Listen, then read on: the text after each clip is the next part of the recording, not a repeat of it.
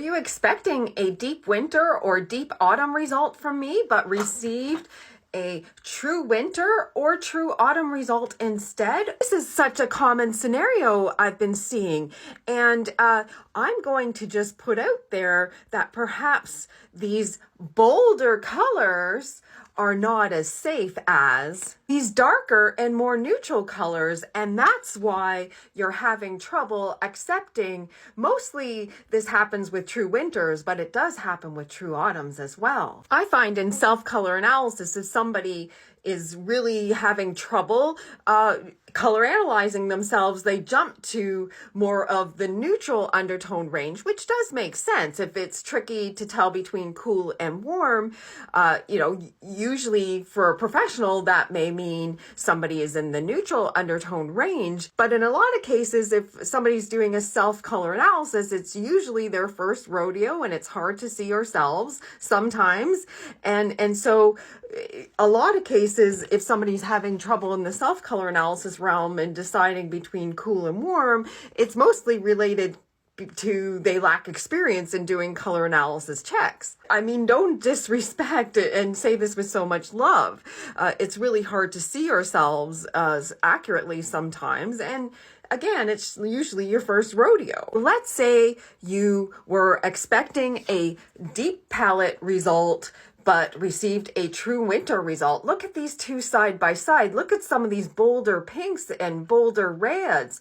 It's a bit scary. I totally get that. These colors on their own appear kind of scary, and particularly if you haven't jumped to them. And this feels safer. You can hide a bit perhaps, and they're okay. They're still in the range. They're sort of half winter-ish.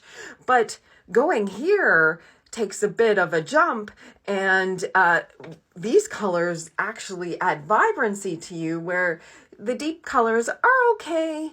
These are the wow. Here's a look at the autumn view of that. These are a bit more bolder. These are the wow. I find somebody who was thinking they were in the deep palette range usually is around, they're just matching to their eye color. Perhaps there's a pattern in their history around jumping to darker colors, and they're okay. But color analysis is about going to the wow version and highlighting and energizing you. I find it interesting sometimes, and I mean no disrespect by saying this, I get a lot of my ideas from reading these color analysis groups, and I mean content ideas.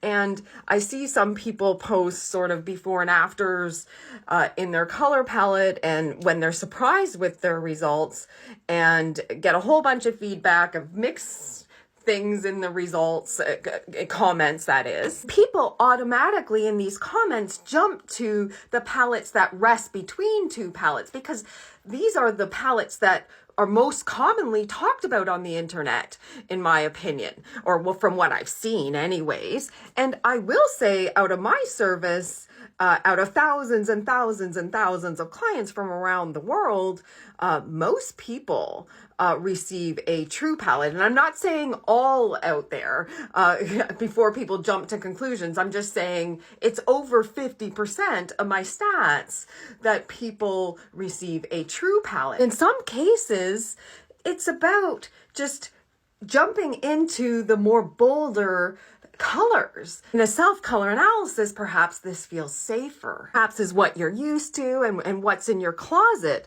But I hope that people who receive a true palette result will just step into their sparkle and get energized by their colors, which sometimes can be scary. If you've been given a true winter or true autumn result, going to the deep palette is a safer option for sure, but you may want to branch out. Yay to branching out of your comfort zone.